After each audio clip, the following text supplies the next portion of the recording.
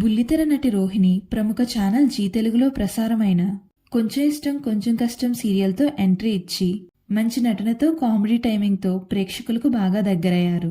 ఆ తర్వాత Jabardasth web series సినిమాల్లో కూడా నటించి తనకంటూ ప్రత్యేక గుర్తింపును కూడా సంపాదించుకున్నారు రోహిణి. అలాగే Bigg Boss Telugu season 3 season 8లో కూడా అలరించారు. అయితే రోహిణి సోషల్ మీడియాలో చాలా యాక్టివ్గా ఉంటారు. తన షోస్ అప్డేట్స్తో పాటు ఫ్యామిలీ మూమెంట్స్ని కూడా ఎప్పటికప్పుడు షేర్ చేస్తూ ఉంటారు. రీసెంట్గా రోహిణి తన సోషల్ మీడియాలో ఒక సర్ప్రైజ్ పోస్ట్ చేశారు.